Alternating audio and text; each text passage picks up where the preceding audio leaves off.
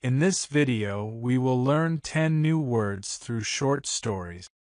It might seem like a small step, but in 100 days, you will easily learn 1,000 words, which is a big achievement. To help you learn better, please watch each video twice. At the end of the video, try to make your own sentences using the new words you've learned. Stay with us and let's explore today's new words. The lost itinerary. My name is Emily, and last summer I planned the biggest trip of my life. I wanted to visit 5 countries in Europe. To make everything perfect, I created a detailed itinerary. My itinerary included train schedules, hotel addresses, and even the restaurants I wanted to try. On the first day, I landed in Paris. I was so excited. But when I opened my bag to check the itinerary, it wasn't there. I searched everywhere, but my itinerary was gone. Panic filled my mind. How could I travel without it? I ran to the hotel receptionist. "Excuse me, I lost my itinerary. Can you help me?" I asked. The receptionist smiled and said, "Don't worry. Let's figure it out." Together, we searched my email, and luckily I had sent the itinerary to myself. "Ah, here it is," I said with relief. My itinerary was saved. The next day, I followed my itinerary carefully. I visited the Eiffel Tower in the morning and a beautiful museum in the afternoon. I felt confident again. But then in Italy, I made a big mistake. I didn't check my itinerary and went to the wrong train station. The train I needed had already left. I had to change my entire itinerary. It was stressful, but I learned something important. An itinerary is not just a plan. It's a guide to keep you on track, but you must stay flexible. By the end of the trip, I memorized my itinerary. I told everyone, if you travel, always keep your itinerary safe. It's your best friend. Now, whenever I hear the word itinerary, I remember that summer, the mistakes, the lessons, and the adventures. The wrong destination. My name is Ryan, and last year, I made a terrible mistake. I was traveling to meet my sister, who lives in a small town in Scotland. It was supposed to be a simple journey, but everything went wrong because I didn't check my destination properly. I arrived at the airport early in the morning. The ticket in my hand clearly showed my destination, Inverness. I felt confident. Inverness is my destination, I thought. When the boarding announcement came, I was busy looking at my phone. I didn't hear the full announcement, but I saw other passengers heading to Gate 12, so I followed them. I thought I was going to my destination. The plane took off and I relaxed. After 2 hours, I heard the pilot say, "Welcome to Belfast, Northern Ireland." My heart stopped. Belfast? That's not my destination. I ran to the airline desk. I was supposed to go to Inverness, I explained. The woman looked at me kindly. "You boarded the wrong flight. Belfast is not your destination." I felt embarrassed, but she smiled and said, "Don't worry. We'll get you to your destination." After a long wait, I finally boarded another flight. This time, I made sure to listen carefully. When I heard Inverness, I felt relief. I reached my destination late, but I was happy to see my sister waiting for me. That day, I learned an important lesson. always double-check your destination. Whether it's a city, a town, or even a small stop, knowing your destination is the key to a smooth journey. Now, every time I travel, I think about my destination many times. I don't want to make the same mistake again. The unplanned excursion. My name is Mia, and I will never forget the excursion that changed my life. Last summer, my friends and I went on a camping trip in the mountains. On the second day, we decided to take a short excursion to a nearby lake. We packed some snacks, water, and a map for the excursion. It seemed simple enough. The excursion started beautifully. The sun was shining, the birds were singing, and the path was easy to follow. We laughed and talked as we walked. "This excursion is perfect," my friend Lily said. But after an hour, the trail became confusing. We checked the map, but it didn't match what we saw. "Are we lost?" I asked nervously. My friend Mark tried to stay calm. "No, this is just part of the adventure," he said. Suddenly, dark clouds appeared and it started to rain. Our relaxing excursion turned into a difficult journey. We slipped on wet rocks and struggled to find the right path. "This isn't just an excursion anymore," Lily whispered. "It's survival." Finally, we found a small wooden sign pointing to the lake. We followed it and reached our destination, tired but relieved. The lake was beautiful, even in the rain. "This excursion was harder than we thought, but it was worth it," Mark said, smiling. When we returned to the campsite, we were wet, dirty, and exhausted. But we were also proud. That excursion taught us something important. An excursion isn't just about the destination, it's about the experience, the challenges, and the memories you create. Now, whenever someone says excursion, I remember that rainy day, the laughter, and the lessons we learned. Excursions are never boring, they are small adventures waiting to happen. The unexpected sightseeing adventure. My name is Anna, and last year I went on a trip to Rome, Italy. I had planned to do a lot of sightseeing. Rome is famous for its history, and I wanted to see everything: the Colosseum, the Vatican, and the Trevi Fountain. I imagined the perfect sightseeing experience. On my first day, I joined a sightseeing tour with a guide and a group of tourists. We started at the Colosseum. The guide explained its history, but I was so excited about sightseeing that I wasn't really listening. I was too busy taking photos and imagining the next stop. After the Colosseum, we walked to the Roman Forum. But then something unexpected happened. I stopped to buy a gelato, and when I turned around, the group was gone. I was alone in the middle of Rome with no guide and no sightseeing schedule. First, I panicked. How can I continue sightseeing without the group? I thought. But then I remembered the map in my bag. I decided to create my own sightseeing adventure. I wandered through narrow streets, found a small church, and saw a local market. This wasn't on the sightseeing list, but it was amazing.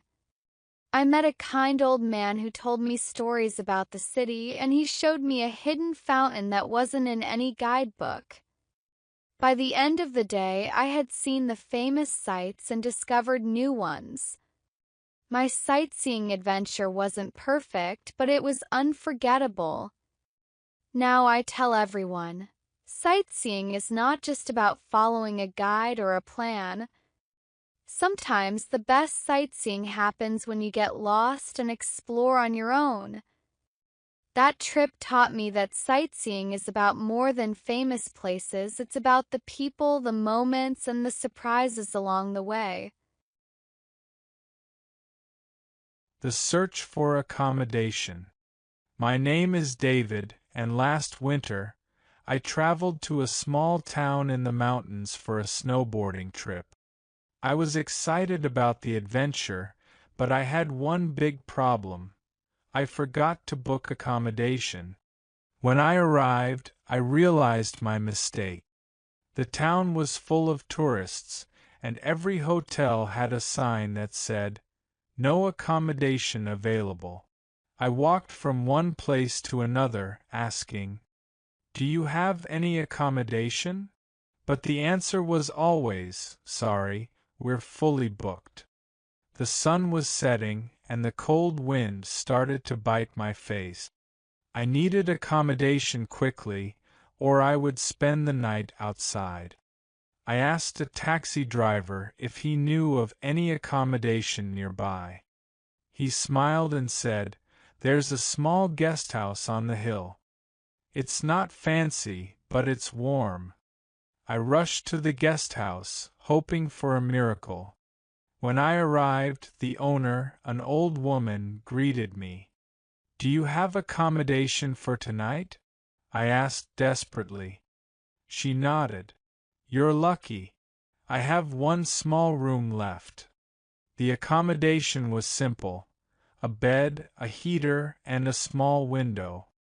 It wasn't a luxury hotel, but it felt like paradise to me. I slept so well that night, knowing I had found a place to stay. The next morning, as I checked out, the woman said, "Always remember to book your accommodation in advance." I laughed and promised I would never forget. Now, whenever I travel, the first thing I do is arrange my accommodation. Whether it's a hotel, a guest house, or even a small cabin, I know that finding good accommodation is the key to a happy trip. The power of tourism. My name is Sarah, and I live in a small village near the mountains.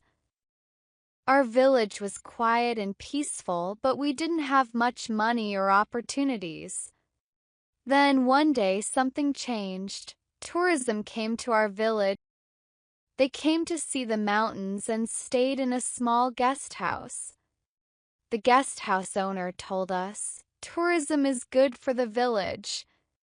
These visitors bring money and new ideas." Soon more people came for tourism. They loved the beautiful views, the fresh air, and the local food. My family decided to open a small cafe. We called it Sarah's Cafe. Thanks to tourism, we had customers every day. They said our coffee and homemade bread were the best they had ever tasted. One day, a journalist visited the village. She wrote an article about how tourism was helping our community. After that, even more people came. Tourism brought life to the village. We opened new shops and my friend started a tour guide business, but tourism also brought challenges. The streets became busy, and some tourists didn't respect our traditions. My grandmother said, "Tourism is good, but we must protect our culture." We decided to create rules for tourism in our village. We asked visitors to learn about our traditions and respect the environment. Tourism didn't just bring money, it brought understanding and connection between people. Now I work as a tourism coordinator. I help travelers enjoy their visit while teaching them about our culture. I see how tourism can change lives, not just for the visitors but for the people who welcome them. Tourism has taught me that the world is full of possibilities. It's not just about traveling, it's about learning, sharing, and growing together. The backpacking journey. My name is Alex, and last summer I decided to try something new: backpacking. I had always traveled with my family or friends, but this time I wanted an adventure on my own.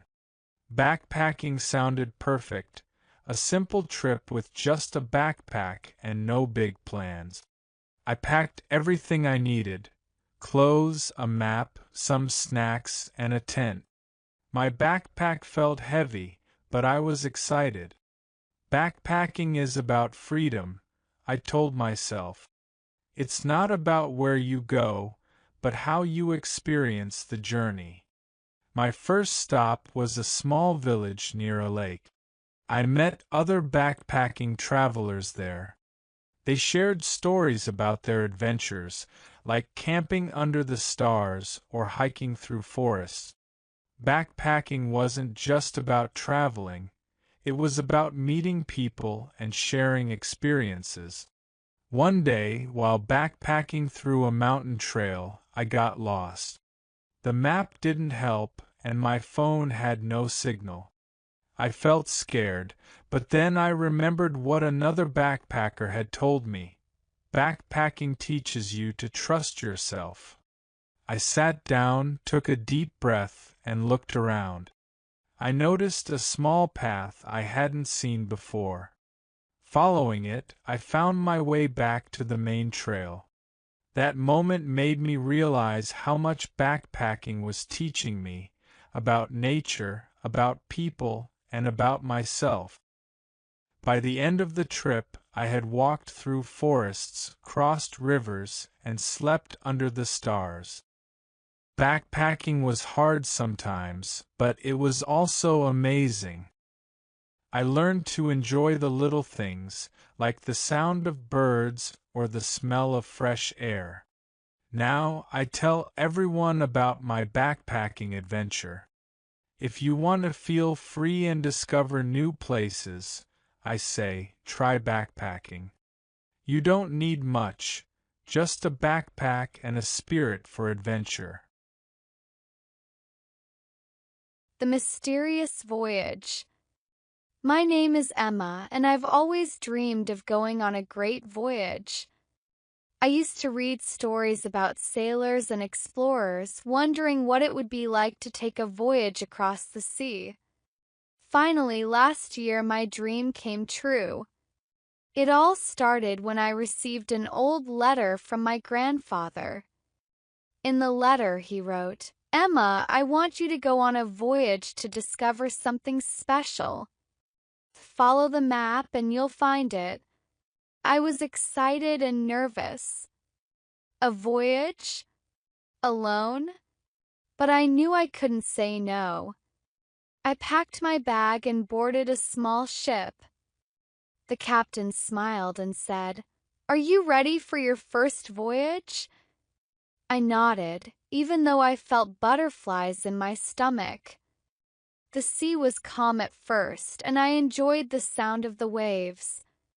But soon the voyage became difficult. A storm hit, and the ship rocked back and forth. I held onto the railing and thought, this is what a real voyage feels like, full of challenges. The captain shouted, "Stay strong." Every voyage has storms, but they don't last forever. The next morning, the storm was gone and the sea was peaceful again.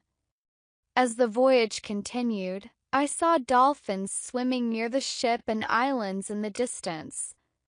Each day of the voyage felt like a new chapter in a story. Finally, we reached the destination marked on the map. It was a small, hidden island. On the island, I found a wooden box buried in the sand. Inside was a note from my grandfather. The real treasure of a voyage is the courage it gives you and the memories you create. Now, I understand that a voyage isn't just about reaching a place, it's about the journey itself. Every voyage, big or small, changes you. The surprise staycation. Last summer, I had big plans for a vacation. I wanted to visit new cities, try new food, and take beautiful pictures. But things didn't go as planned. My boss said, "Sorry, you can't take time off this month." I felt so disappointed. When I got home, my sister Sarah said, "Why don't we try a staycation instead?" I looked at her, confused. "A staycation? What's that?" Sarah smiled and explained, "A staycation is like a vacation, but you don't travel far. You stay at home or in your city and explore it in a new way." First, I wasn't sure. "A staycation doesn't sound as exciting as a real vacation," I said. But Sarah convinced me to try it. The next morning, our staycation began. We started with a fancy breakfast at a cafe downtown. "This feels like a vacation already," I said, laughing. Then we visited the local museum. I had lived in the city for years but had never gone inside. During our staycation, it felt like we were tourists in our own town. On the second day of our staycation, we went to the park for a picnic. We brought sandwiches, juice, and a blanket. "Who knew a staycation could be so relaxing?" Sarah said. Later, we watched the sunset from a rooftop, pretending we were in Paris. By the third day, I was a staycation expert. We made plans to try cooking food from different countries at home. Italian on Monday, Thai on Tuesday, and Mexican on Wednesday. Our staycation became a fun adventure without the stress of packing or airports. At the end of the week, I told Sarah, "This was the best staycation ever." We didn't need to travel far to feel happy and refreshed. Now, I always recommend staycations to my friends. Sometimes the best memories can be made right where you are. Cultural exchange that changed my life. My name is Luna, and last year I joined a cultural exchange program. At first, I didn't even know what cultural exchange meant. My teacher explained, "A cultural exchange is when people from different countries share their culture, food, and traditions." It sounded exciting, but I didn't know what to expect. Cultural exchange programs sent me to a small town in Japan. I was nervous when I arrived. My host family welcomed me with big smiles and said, "Welcome to our home. We're excited for this cultural exchange." I smiled back, but I was scared to speak English with them. First day of the cultural exchange, my host mother taught me how to make sushi. I had never eaten sushi before. She showed me how to roll the rice and fish carefully. "This is an important part of our culture," she said. I realized that cultural exchange wasn't just about learning, it was about experiencing. The next day, I shared something from my culture. I showed my host family how to make a traditional dish from my country. They loved it and said, "This is the best part of a cultural exchange, sharing food and stories." During the cultural exchange, I visited schools and talked to students about my country. They asked me questions about my language and festivals. In return, they taught me how to write my name in Japanese. Every moment of the cultural exchange felt like opening a new door to understanding. By the end of the program, I didn't want to leave. My host family hugged me and said, "Thank you for this cultural exchange. We will always remember you." I smiled and said, "I will never forget you either." Now I always tell my friends, if you ever have a chance to join a cultural exchange, do it. It's not just about learning, it's about connecting with people and seeing the world in a new way.